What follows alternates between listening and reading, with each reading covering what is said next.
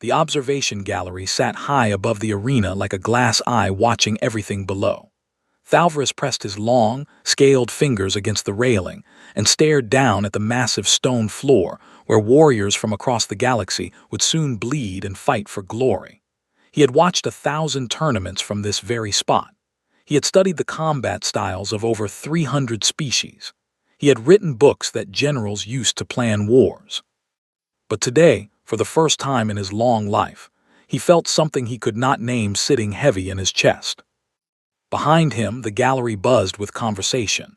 Ambassadors and military officers from a dozen worlds filled the curved seats, drinking expensive liquids and laughing with each other. The Kavantar tournament was not just a fighting competition. It was a measuring stick. How a species performed here decided their rank in the galactic concord. It affected trade deals, border agreements, and whether other species treated you with respect or stepped on you like dirt. Winning here meant power. Losing meant nothing. Thalvarus turned away from the railing and walked toward his console. His assistant, a young Silurian female named Aura, handed him a data tablet without a word. She knew his moods. When his neck scales flattened like this, it meant he was thinking hard and did not want to be disturbed. He opened the file he had been building for 3 solar cycles. The file was simply labeled Earth. 3 cycles ago, a survey ship had stumbled across a small blue planet on the outer arm of the galaxy. The planet was classified as a death world almost immediately. The gravity was heavy. The atmosphere was a violent mix of oxygen and nitrogen. The surface was covered in salt water that could corrode ship hulls, and the weather systems were unpredictable and destructive. 70% of the life forms on the planet were trying to eat the other 30% at any given time.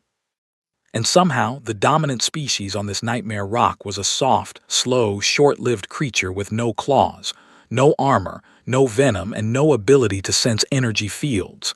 Humans. They had no natural weapons at all. They should have been prey. They should have gone extinct 1,000,000 years before anyone found them. They did not. Instead, they built weapons. They built walls. They built ships and bombs and things that could crack open a planet if they wanted to. They went from throwing rocks at animals to splitting atoms in what the Concord's historians called an embarrassingly short amount of time. When the survey ship made first contact, the humans did not panic or worship the visitors as gods. They asked how the ship's engine worked and whether the Concord had trade agreements. The Concord granted humanity provisional membership, mostly to keep an eye on them. Most species in the Concord ignored Earth entirely. Humans were small. Their lives lasted less than a single Silurian season. They had no psionic abilities, no biological enhancements, and their technology, while clever, was centuries behind the major powers. They were considered primitive, emotional, and not worth worrying about. Thalvarus worried about them very much. He had spent the last 3 cycles studying every piece of human combat footage he could find. He watched their ancient wars. He watched their modern training exercises.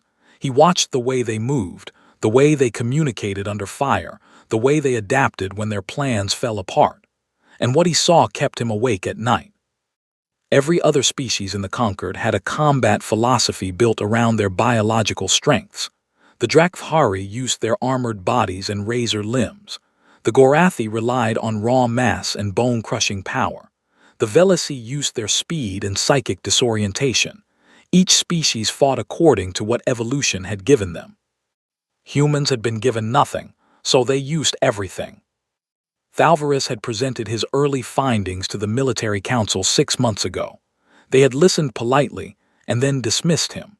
One admiral had laughed and said that a species whose primary survival strategy was being stubborn posed no threat to anyone. Thalvarus did not argue. He simply added a note to his file. They do not fight to win. They fight to survive. There is a difference that the council does not yet understand. Now the Kavantar was about to begin, and Earth had sent a team. A small, unsponsored team with no corporate backing and no fancy equipment. They had arrived on a second-hand transport ship that looked like it might fall apart during docking. Thalvarus pulled up the team roster. 4 names, 4 humans. Most teams had between 10 and 20 fighters. The team leader's name was Captain Mara Voss. He opened her file and studied the image. She was a small woman by human standards, compact and lean, with short dark hair and a thin scar running from her left eyebrow down to her jaw. Her service record said she was 36 years old. She had served in the United Earth Marine Corps for 18 years. She had fought in the colonial wars on Mars and survived a battle on Titan that had killed every other member of her unit. He watched a short video clip of her arriving at the arena complex that morning. The other delegations had walked in with ceremony and spectacle. The Drakthari had entered with drums and war chants. The Gorathi had paraded their fighters in polished armor. Mara Voss walked in like she was going to buy groceries. She wore plain gray combat fatigues. She carried a single bag over one shoulder. She did not wave at the cameras or acknowledge the crowd. She looked bored. But Thalvarus noticed something that the cameras and the laughing ambassadors did not. As Mara walked through the main hall, her eyes moved constantly, not randomly. They tracked every fighter she passed. They lingered on stances, on the way arms hung, on the weight distribution of feet. She looked at weapons the way an engineer looked at machines, taking them apart in her mind. She was not bored. She was working. She had started analyzing her opponents the moment she stepped off the ship. The Drakthari champion, Shektal, stood near the entrance with his entourage. He was 8 feet tall, covered in dark chitin that could stop a plasma round, with 4 arms ending in serrated blades of natural bone. He looked down at Mara as she passed and let out a clicking sound that was the Drakthari version of laughter. Mara did not look up. She did not react at all.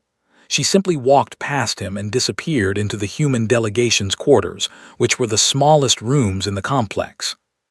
Thalvarus replayed that moment 3 times. He watched her eyes. In the half-second she had been within arm's reach of Shektal, her gaze had flicked to his knee joints, his lower thorax, and the gap between his second and third arm plates. She had mapped his weaknesses in the time it took to blink. Aura appeared at his shoulder. The opening ceremony begins in 1 hour, scholar. The council wants your initial assessment of the new entrants. Thalvarus closed the tablet and stared down at the empty arena floor below. Tomorrow, it would be covered in sand and blood and broken pride. Tomorrow, the galaxy would watch and judge and bet and laugh at the tiny humans who had dared to enter the greatest fighting tournament in known space. He picked up his stylus and wrote a single line on the assessment form. Watch the human woman. Watch her closely. Do not look away. He did not explain why. He was not sure they would believe him if he tried. The arena changed shape for every round. That was one of its oldest traditions.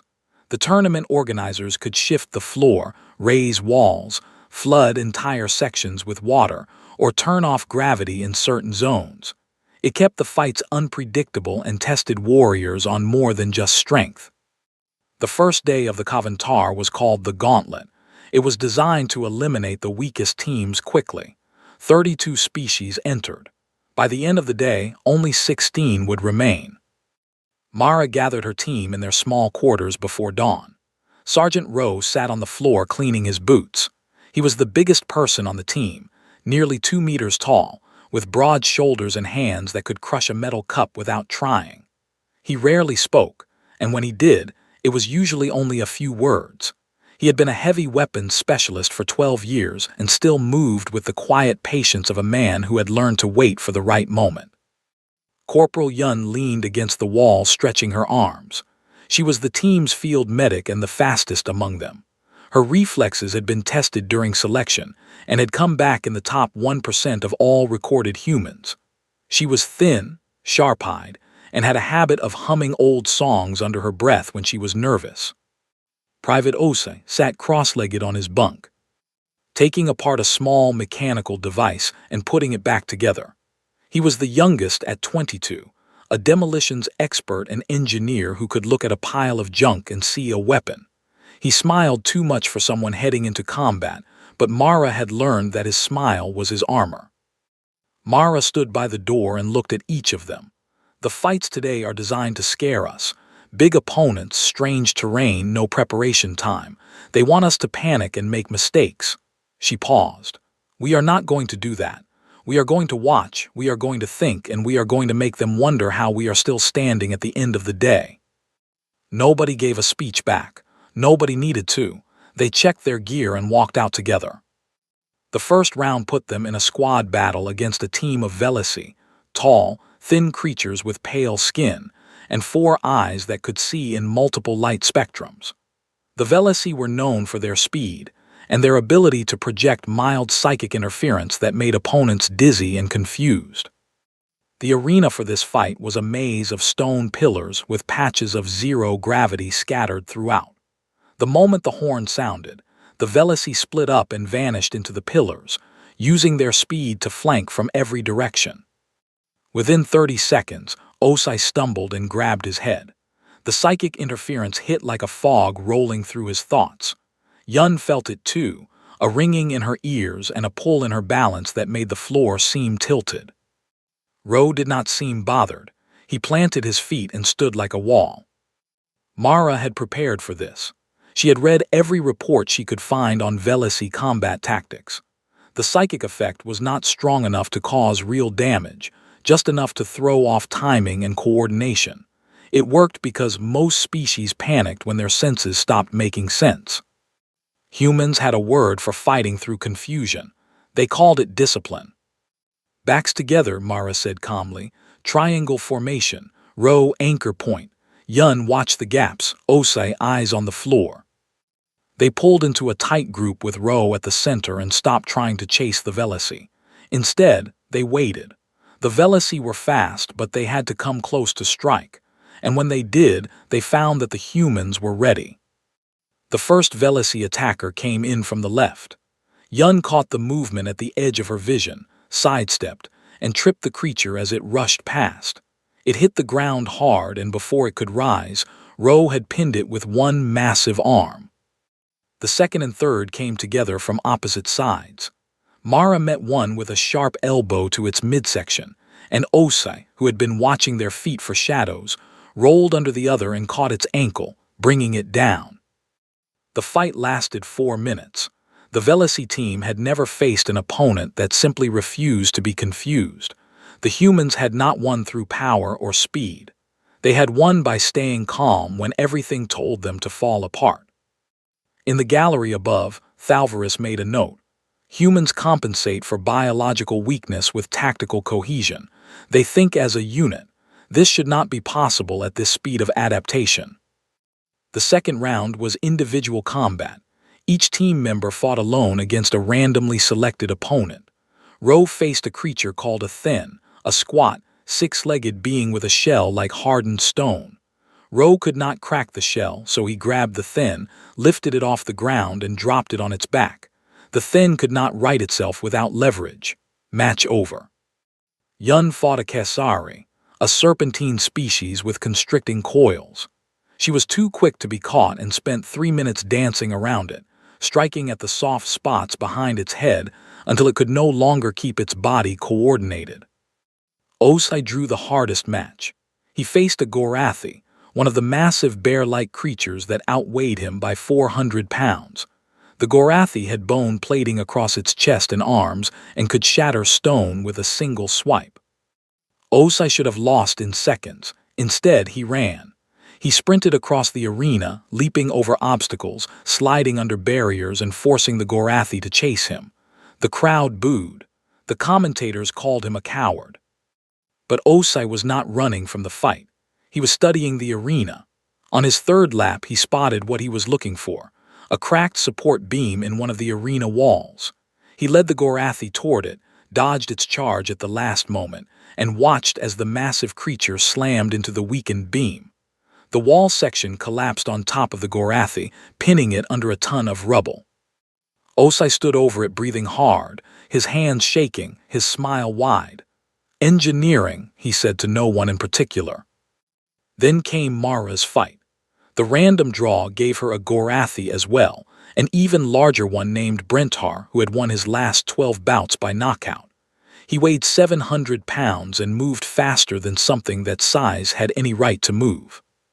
The arena was bare stone with no obstacles, no walls, no terrain to exploit, just flat ground and a monster. Brentar charged the moment the horn sounded. Mara did not try to block or dodge completely.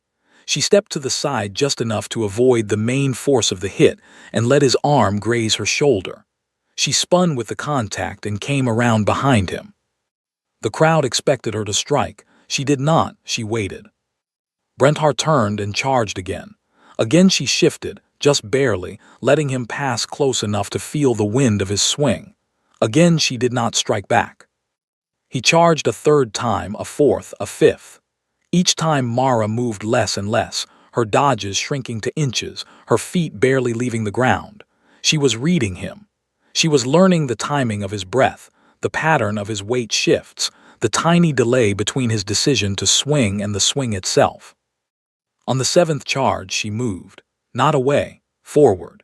She stepped inside his reach, placed her palm flat against his chest and pushed. It was not a hard push, but it came at the exact moment his weight was shifting forward, and it redirected all 700 pounds of momentum sideways. Brentar's legs tangled. He crashed to the ground and slid across the stone floor, stunned. He tried to rise. Mara was already standing over him. She placed one foot on his chest plate, not pressing down, just resting there. He looked up at her with small, confused eyes.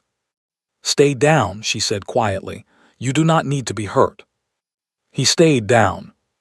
The arena was silent for a long moment. Then the murmuring began. In the gallery, ambassadors leaned toward each other and whispered. Thalvaris did not whisper. He simply opened his assessment file and changed Earth's threat classification from negligible to monitor closely. Across the arena in a private viewing chamber, Shektal watched the replay of Mara's fight 3 times. He sent a message to the human quarters through a servant. It read, "Enjoy the early rounds. They will be your last." An hour later, the servant returned with the message. It had been crumpled into a ball. A human staff member explained that Captain Voss had used it to patch a crack in Private Osai's damaged chest plate. Shektal stared at the crumpled paper for a long time and did not click his mandibles in laughter. The intermission between the gauntlet rounds and the championship tier lasted 2 days. It was supposed to be a time for rest, medical treatment, and strategy. For most delegations, it was also a time for celebration and politics. Banquets were held, deals were made, alliances were strengthened or broken over glasses of imported liquor. For the humans, it was a time for none of those things. Their quarters were too small for a banquet. Nobody invited them to the political dinners, and they had more pressing concerns. Rose sat on the floor of their room while Yun knelt beside him, carefully peeling back the bandage on his left side. The wound underneath was ugly. During his last fight of the gauntlet, his opponent, a lanky fighter from a species called the Kethani, had caught him with a blade that should not have been there. Tournament rules for that round permitted only blunt weapons. But the Kethani's gauntlet had contained a thin energy blade hidden in the wrist joint, and when Ro had gone in for a grapple, the blade had sliced through his armor and into the muscle between his ribs. The tournament judges had reviewed the footage and ruled it an equipment malfunction. The Kethani fighter received a warning. Ro received a wound that went almost to the bone. Yun worked in silence. She cleaned the cut with what little medical supplies they had, and then used a tube of alien med gel that Osai had traded for with a sympathetic Velisi medic. The gel hissed when it touched human skin, and Ro clenched his jaw but made no sound. Yun sealed the wound with a cauterizing tool. The smell of burned flesh filling the tiny room. "You need to sit out the next round," Yun said without looking up. "No," Ro said. Yun looked at Mara. Mara looked at the wound, then at Ro's face. She had seen that expression before, on 100 different faces in a dozen different wars. It was the look of someone who had decided that pain was simply a thing that was happening, and it was not going to change anything.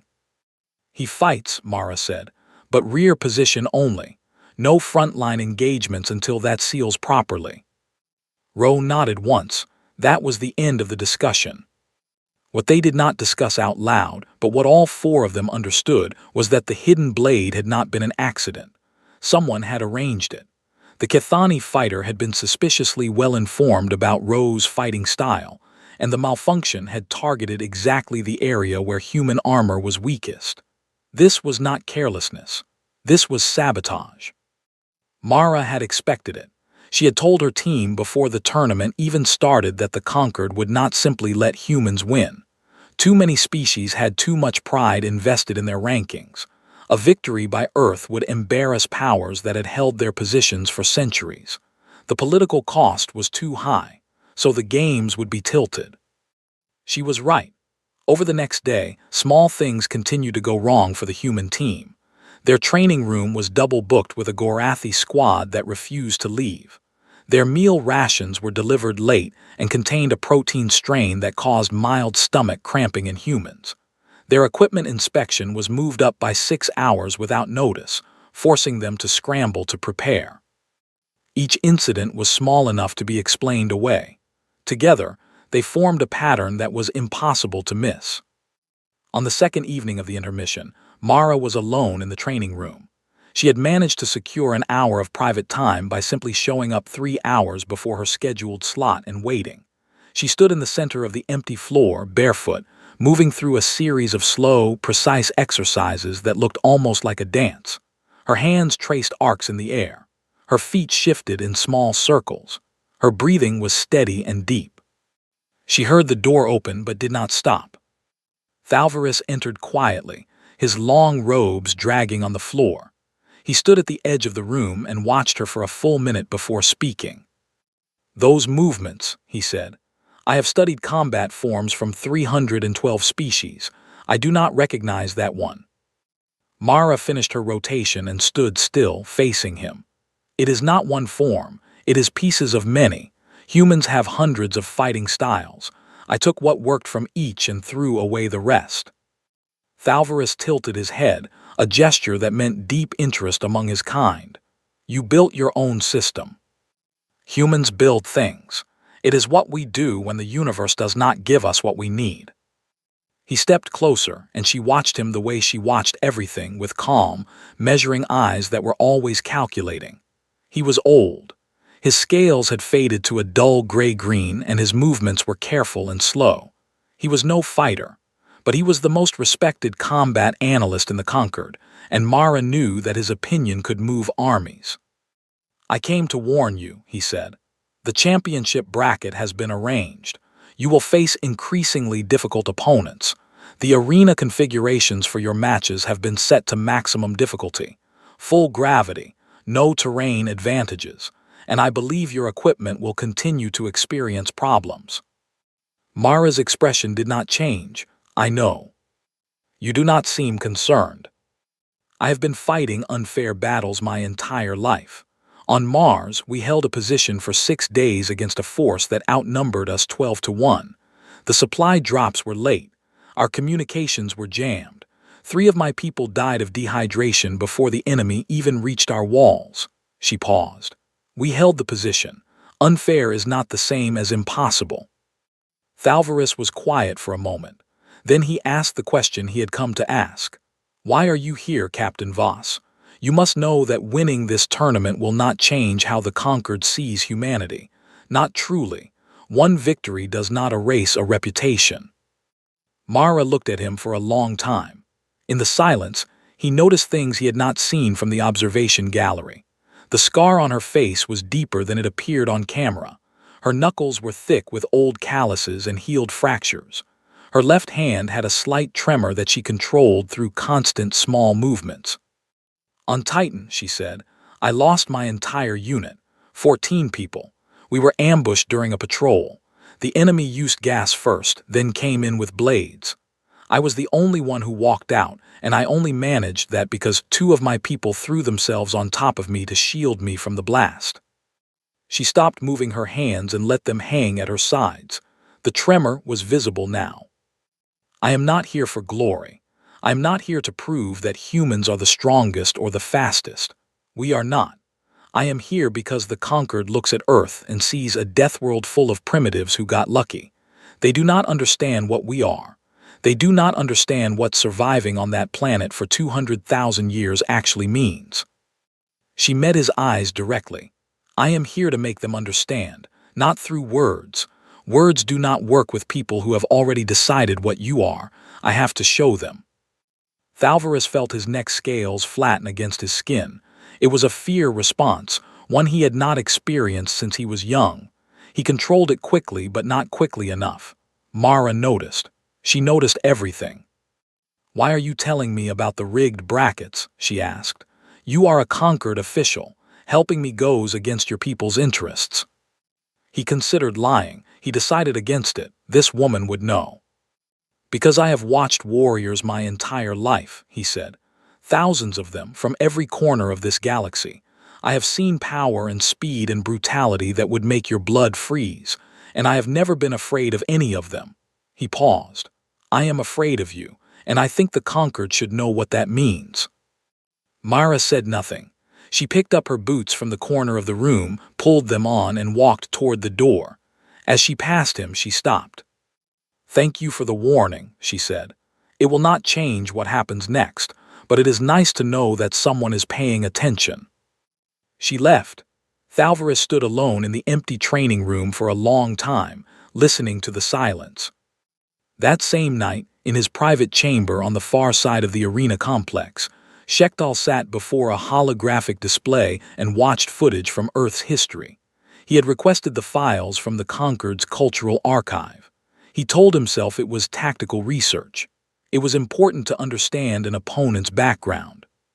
He watched a battle called Stalingrad, where humans had fought each other in frozen ruins for months, eating rats and burning furniture to stay warm, killing each other in rooms so small they could reach out and touch the enemy. He watched something called the Somme, where thousands of humans walked into gunfire day after day, knowing they would die, and did it anyway. He watched footage from Mars, where human colonists had turned mining equipment into weapons and held tunnels against trained soldiers for weeks. He had watched aliens fight his entire life. He had killed dozens of opponents in this very arena. He understood violence the way a musician understood sound. But he had never seen anything like humans. They did not fight like predators. Predators were efficient. They struck, they killed, they ate, they rested. Humans fought like something else entirely. They fought like creatures that had looked death in the face so many times that they had stopped being impressed by it. Shektal closed the display and sat in the dark. His chitin, the hard exoskeleton that had protected him from every blow ever thrown at him, rippled with a sensation he did not recognize. It took him a long time to realize it was doubt. The championship round of the Kavantar was always held on bare stone. No walls, no obstacles, no environmental tricks. The arena floor was a flat circle of ancient granite, 200 meters across, polished smooth by centuries of blood and combat. The ceiling above was open to the stars, and the seats rose around the floor in steep tiers that could hold 100,000 spectators from every corner of the galaxy. Every seat was full. The noise was enormous, a wall of sound made up of clicks, roars, whistles, hums, and 100 other sounds that different species used to express excitement. Billions more watched through the interstellar broadcast network. This was the most watched event in the Conquered. And today's final match had drawn the largest audience in tournament history. The reason was simple. For the first time, a human had reached the championship fight. Thalvarus sat in the front row of the observation gallery with his data tablet on his lap. His hands were steady, but his hearts were beating faster than they should. Beside him, Aura was gripping the arms of her chair so tightly that her claws had scratched the metal. The announcement echoed through the arena in 17 languages. The final match of the Kavantar, single combat, no weapons, no armor, no enhancements, just two fighters and the stone beneath them. Shektal entered first from the eastern gate. The crowd erupted. He was their champion, their undefeated destroyer, the greatest warrior the Drakthari had produced in generations. He stood 8 feet tall. His chitin was dark as obsidian, layered in thick plates across his chest and shoulders. 4 arms hung at his sides, each one ending in natural bone blades that could cut through ship plating. His legs were thick and powerful, built for explosive movement. He weighed over 500 pounds, and every ounce of it was designed by evolution for killing. He walked to the center of the arena and raised his upper arms. The crowd screamed louder. He soaked it in with the calm satisfaction of someone who had stood in this spot many times and always walked away victorious. Then the western gate opened, and the arena fell quiet. Mara Voss walked out alone. She wore simple training clothes, gray pants, a gray shirt, bare feet on the cold stone, no wraps on her hands, no pads on her elbows or knees. She was 5 feet 6 inches tall and weighed 140 pounds. Next to Shektal, she looked like a child standing beside a building. She walked to her mark without hurrying. She did not acknowledge the crowd. She did not look at Shektal. She stood with her arms loose at her sides, rolled her shoulders once, and waited. In the gallery, an ambassador from the Gorathi Dominion leaned toward Thalvaris and whispered, "This will be over in 30 seconds." Thalvaris did not reply. The horn sounded. Shektal moved first. He crossed the distance between them in 3 strides, faster than something his size should have been able to move, and swung his lower right arm in a sweeping arc aimed at Mara's midsection. The bone blade cut through the air with a sound like tearing cloth. Mara was not there. She had shifted 2 steps to the left the instant his weight committed to the swing. His blade passed through empty space. She did not counterattack. She simply moved and watched. He adjusted immediately and came at her with a combination. Upper arms striking high, lower arms cutting low, a 4-point attack pattern that had overwhelmed every opponent he had ever faced. The speed was terrifying. The blades moved in blurred arcs that covered every angle of approach. Mara moved through them, not gracefully, not easily. She took hits. His upper left arm caught her shoulder and spun her sideways. She rolled with it, turned the spin into distance, and came back to her feet. Blood appeared on her shoulder where the chitin edge had torn skin. She ignored it. He pressed forward. She gave ground. The crowd began to murmur with disappointment. This looked like every other fight against a superior opponent. The human was running and getting hurt. It would end soon. But Thalvaris saw something different. He watched Mara's eyes. They were not panicked. They were not desperate. They were focused with an intensity that made his scales itch. She was taking hits because she was choosing to. Each time Shektal struck and made contact, she learned something. She learned the reach of each arm. She learned the delay between his decision to strike and the strike itself. She learned which leg bore his weight during which combination. She was reading him the way Thalvaris read data, systematically, thoroughly, and with absolute patience. She was paying for that information with her own blood, and she was paying willingly. The fight continued. Minutes passed.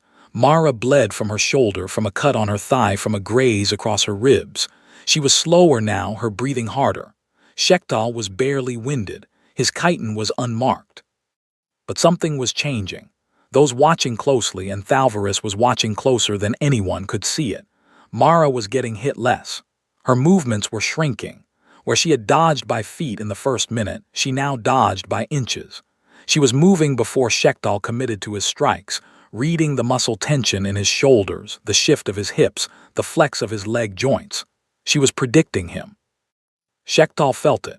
He could not have explained what was different, but the rhythm of the fight was shifting beneath him like sand moving under his feet. His combinations that had landed easily at the start were now missing by fractions. She was always just slightly out of reach, and she was always in a position that made his next attack slightly harder to execute. He increased his speed. She matched it. He changed his pattern. She adjusted within 2 exchanges. He feinted high and struck low, a trick that had ended careers. She did not fall for it. She watched his hips, not his arms, and his hips told the truth. Frustration crept into his movements. His strikes became harder, wilder. He was trying to end it with raw power. But power needs a target, and Mara was becoming a target that existed only in the spaces between his attacks. The crowd had gone quiet. They could feel that something was happening even if they did not understand it. Shektal stopped. He stood in the center of the arena, breathing hard for the first time, and stared at the small, bleeding human in front of him. She stood 6 feet away, her weight balanced, her hands open at her sides. She was hurt. Her left eye was swelling shut. Her shirt was soaked dark with blood. One of her ribs was cracked, and he could see the hitch in her breathing where it caught. But her good eye was steady, and in it he saw something he had never seen in an opponent before. She was not afraid of him. She was not even focused on him anymore. She was focused on something else entirely, something beyond the fight. He made his decision. He would use the ending. It was his most devastating combination, a sequence of 12 strikes delivered in less than 3 seconds, using all 4 arms in a pattern that closed every escape route and crushed whatever stood at its center. No opponent had ever survived it. Most did not survive the first 4 strikes. He launched. The first strike came for her head. She ducked. The second and third came simultaneously from both sides. She twisted her torso and let them cross behind her back. The fourth and fifth targeted her legs. She jumped, not high, just enough to clear the bone blades by centimeters.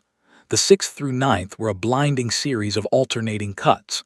She moved through them the way water moves through rocks, flowing around each one with movements so small they seemed impossible. The 10th strike grazed her hip. The 11th missed entirely. The 12th, the killing blow, a downward strike with both upper arms that carried the full weight of his body, came straight for the top of her skull. Mara caught his momentum. She did not block it. She did not resist it. She redirected it. Both her hands came up, open-palmed, and she met his downward force at an angle, sliding it past her shoulder and into empty air. His weight followed his arms, pulling him forward and down, and for one critical moment, his center of gravity was ahead of his feet. In that moment, Mara planted her right foot. What happened next would be replayed billions of times across the galaxy. She drove her heel into the stone floor and rotated. The rotation began in her ankle, traveled up through her knee, through her hip, through her spine, through her shoulder, and out through her left palm. It was not one movement. It was every movement she had ever learned, every martial art she had studied across 20 years, every hour of training and every fight she had survived, compressed into a single rotating strike. Her open palm hit the arena floor 6 inches in front of Shektal's leading foot. She did not hit him. She hit the ground. The stone cracked. A fissure split from the point of impact and raced across the arena floor like a bolt of frozen lightning. The crack was deep, a jagged line that ran 15 meters in both directions, splitting the ancient granite with a sound like a thunderclap. The ground beneath Shektal shifted. His footing, the foundation of every stance and every strike, dropped by 2 inches on one side. His legs, calibrated by instinct to a flat surface, could not adjust fast enough. He stumbled. For 1 second, the undefeated champion of the Kavantar was off balance. 1 second was all she needed.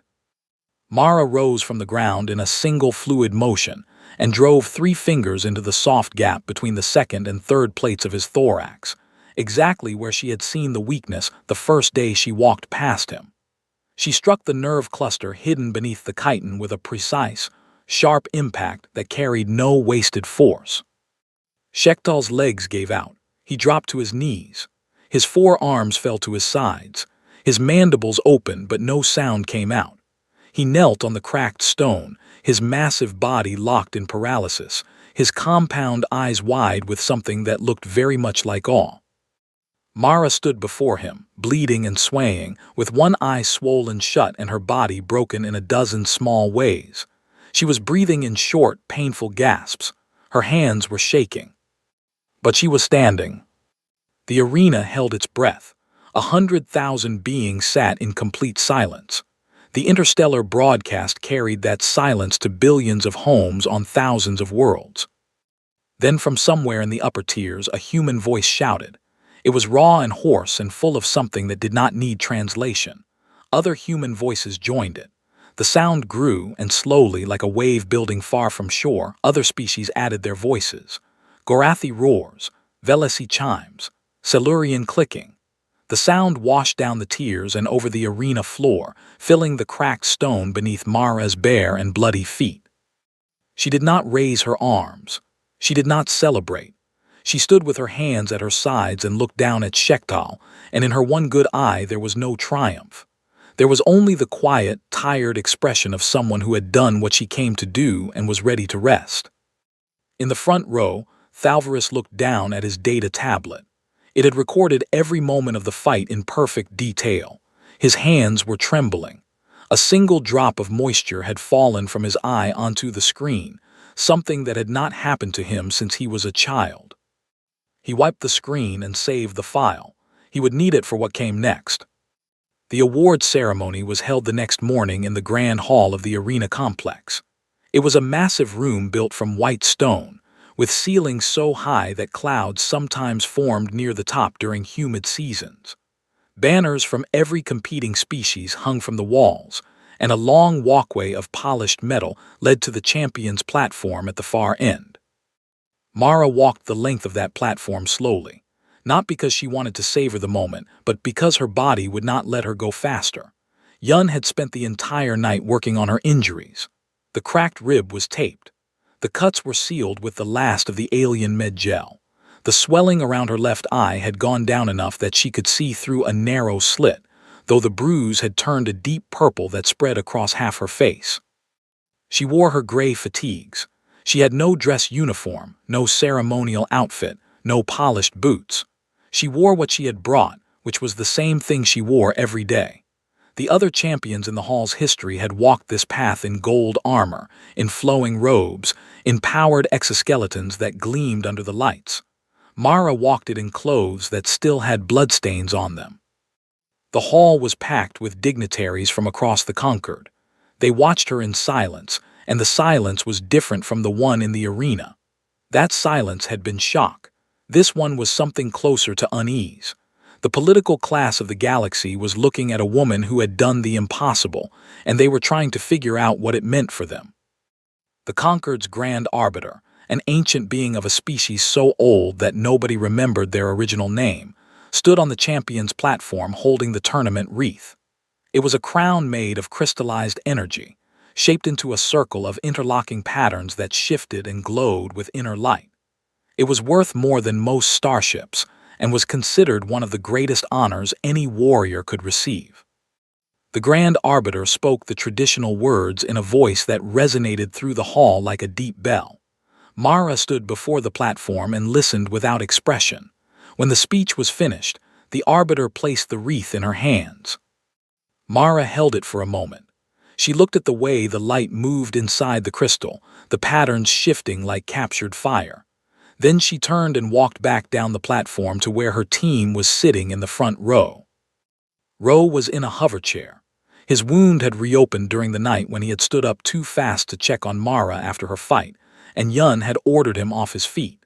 He sat with his hands on the armrests, his face showing the same steady calm it always showed, but his eyes were bright, and his jaw was tight with emotion he would never put into words. Mara stopped in front of him and held out the wreath. "Squad effort," she said. Ro looked at the wreath, then at Mara. He shook his head slowly. "Captain, I did not. You held the line in every squad fight. You fought with a hole in your side and did not complain once. You got up when anyone else would have stayed down. That is what this wreath is for." She pushed it into his hands. "Take it. That is an order." Ro took it. His thick fingers closed around the crystal carefully, as if he was afraid he might break it.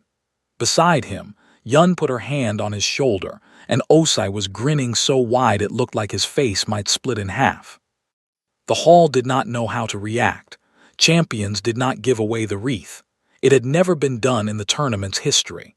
The murmuring that followed was confused, impressed, and slightly alarmed. In the days that followed, the political machinery of the Concord ground into motion. Earth's provisional membership was fast-tracked to full status by a vote that was closer than it should have been but passed nonetheless.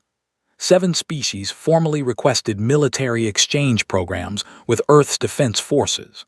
12 others began quiet increases to their own military budgets. Trade offers arrived at Earth's diplomatic offices in volumes that overwhelmed the small staff. Some were genuine. Others were attempts to study human technology, human psychology, human training methods. Everyone wanted to understand what had happened on that arena floor. Thalvarus published his analysis 1 week after the tournament ended. It was the most widely read document in Conquered history. It was translated into 462 languages within 2 days. Military academies across the galaxy added it to their required reading within a month. The document was long and detailed, filled with frame-by-frame analysis of every human fight in the tournament. But it was the conclusion that people remembered. Thalvarus had written it in the middle of the night, sitting alone in his study, with the replay of the cracked arena floor looping on his screen. The conclusion read, "Humans do not fight like predators. A predator hunts until the prey is caught and then it stops. The hunt is over. The biological imperative is satisfied. Every predatory species I have studied follows this pattern. The Drakthari stop. The Gorathi stop. Even the most aggressive species in the Conquered have a point at which the fight is finished. Humans do not have this point. They do not have a biological signal that tells them the fight is over. They fight until they decide to stop, and that decision is not made by their bodies. It is made by their will. I have studied over 300 species, and I have never encountered a being whose combat endurance is limited only by a conscious choice. Will, as it turns out, is the most terrifying weapon in the galaxy. It cannot be measured. It cannot be predicted. It cannot be countered. And Captain Voss has more of it than anyone I have ever watched." 3 weeks after the tournament, on the night before the human delegation was scheduled to leave the arena complex and return to Earth, Shektal came to the human quarters. He had to bend nearly double to fit through the door. The room was cramped and plain, with 4 bunks and a single table. Mara was sitting on her bunk, packing her bag. She looked up when his shadow filled the doorway and did not seem surprised. He stood in silence for a moment, his compound eyes moving across the small room, taking in the dented equipment, the patched armor, the bare walls. His own quarters had been 3 times this size and filled with trophies. "I want to learn the technique," he said. His voice was deep, and his translator rendered it in flat, mechanical English. "The strike that broke the floor, I want you to teach it to me." Mara finished folding a shirt and placed it in her bag. She looked at him the way she looked at everyone, directly, calmly, and without any pretense. "I cannot teach it to you," she said. His mandibles clicked once, a sound of irritation. "Why, is it a secret?" "No, it is not a secret. It is just not a technique." She sat back against the wall and rested her hands on her knees. "What you saw in the arena was not a move I learned in a training hall. It was 20 years of being knocked down and getting back up. It was every fight I lost before I started winning. It was every bone I broke, every scar I earned, every night I spent lying on a cot wondering if I would be able to stand up in the morning." She flexed her left hand, the one with the tremor. "You cannot teach someone 20 years of surviving. You cannot put it in a manual or break it into steps. It is not a thing you learn. It is a thing you become. And the only way to become it is to go through everything that makes it, and most people do not survive that." Shektal was quiet. His species did not understand this kind of fighting. Drakthari warriors were born with weapons. They trained to use what they already had. They had never needed to build themselves from nothing.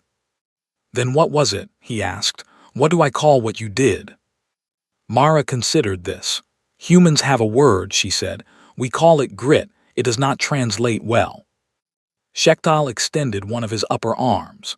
The bone blade at its tip was retracted, folded back against his forearm, leaving only the flat of his chitin exposed. It was a gesture that Mara's briefing files had told her about. It was the Drakthari gesture of respect. It had never been directed at another species in recorded history. Mara reached out and placed her small hand against his armored forearm. Her fingers barely covered one of his chitin plates. They held the contact for a moment, 2 warriors from opposite ends of the galaxy, built from completely different blueprints, connected by the only language that needed no translation. Then he left, bending through the doorway without another word. The transport ship departed the next morning. It was the same battered, second-hand vessel they had arrived on. It shuddered during takeoff and made sounds that made Osai wince, but it held together the way it always had, through stubbornness more than engineering. Mara sat by a small window, watching the arena complex shrink behind them. The cracked floor was visible from orbit, a thin dark line across the white stone that the tournament organizers had decided not to repair. They were calling it a monument. Yun dropped into the seat beside her. She had dark circles under her eyes and her hands still smelled like medgel. She looked out the window at the stars and was quiet for a while. "Do you think they finally understand us?" she asked. Mara did not answer immediately. She watched the stars, those countless points of light that represented worlds and species and civilizations that had been watching humanity the way someone watches a strange animal, with curiosity and caution, and a comfortable certainty that they already knew what they were looking at. "No," Mara said, "but they are watching now, and that is a start." The ship jumped to faster-than-light speed, and the arena vanished in a streak of stretched starlight. Back on Sekari Prime, in his private study overlooking the empty arena, Thalvaris sat alone. The room was dark except for the glow of his display screen, where the footage of the cracked arena floor played on a loop. He had watched it 407 times. He would watch it 400 more. He picked up his stylus and opened the file labeled Earth. It was the largest file in his collection now, bigger than his studies on the Drakfari, bigger than his entire archive on the Gorathi campaigns. It was still growing. He scrolled to the bottom of the file, past the combat analysis and the tactical assessments and the threat classifications. He created a new section, a personal note that was not part of any official report. He thought for a long time, his stylus hovering over the blank space. Then he wrote, "Do not provoke them. Do not corner them. Do not underestimate them. Above all, do not assume they have shown you everything." The woman cracked a stone floor with her bare hand. She fought an unbeatable opponent and won through nothing but will and intelligence and the accumulated pain of a lifetime of war. And when it was over, she gave away the prize and went home in a broken ship without looking back. This is not the behavior of a species that has reached its limit. This is the behavior of a species that has not yet begun to show what it can do. I will keep watching. I suspect the rest of the galaxy will too. He saved the file, closed the display, and sat in the dark for a very long time, thinking about a small woman with scarred hands who had walked onto a stone floor and changed the way the galaxy understood fear.